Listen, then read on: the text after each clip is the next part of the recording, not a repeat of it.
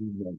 My name is Jack Williams, and for my research project, I was studying the enzyme kinetics of known and potential effectors of glycogen phosphorylase.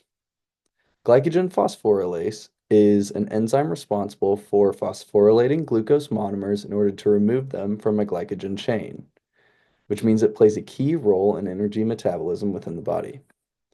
Glycogen phosphorylase has the following structure. As you can see, I am outlining it with my mouse right now. This was visualized using Chimera X. This is the structure of niacin, also known as nicotinamide or vitamin B12.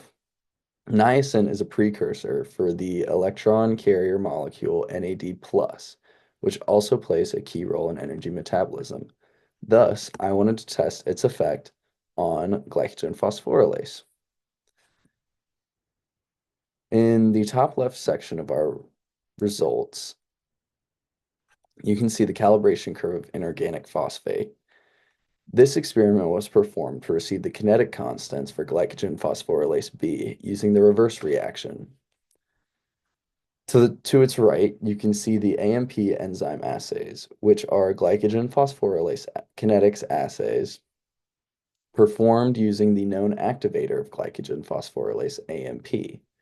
This gave an idea of how activators looked on an enzyme kinetics assay.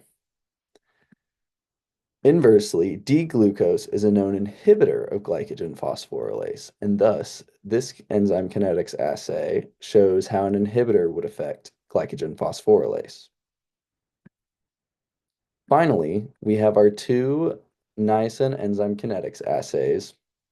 One is high concentrations of AMP with high and low concentrations of niacin. The other is low concentrations of AMP, again with high and low concentrations of niacin.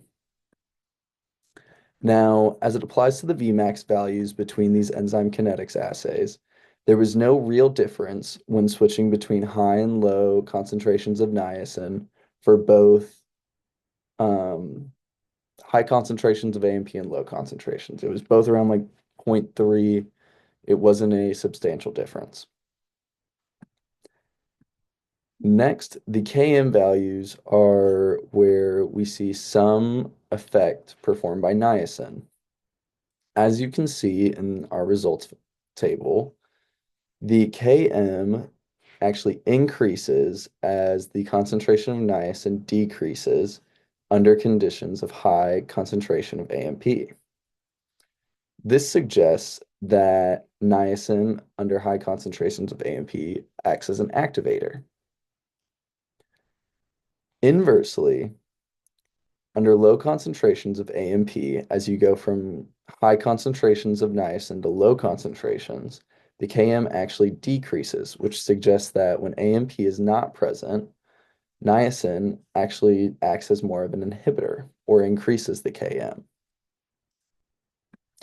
This led me to the conclusion that if niacin does have any effect on the function of glycogen phosphorylase, it must interact with AMP and the amount of AMP within a sample to enhance its activation of glycogen phosphorylase, or under high concentrations of AMP, niacin can act as an activator.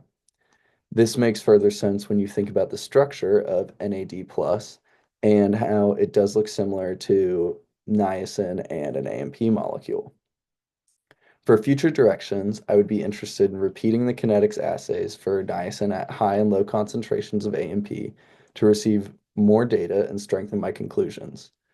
Finally, I would want to perform kinetics assays using niacin in the presence of other activators of glycogen phosphorylase, such as epinephrine, and not just AMP, to get a better idea of how it interacts with other activators or if it is exclusive to AMP. Thank you for watching my presentation, and I hope you have an amazing rest of your day.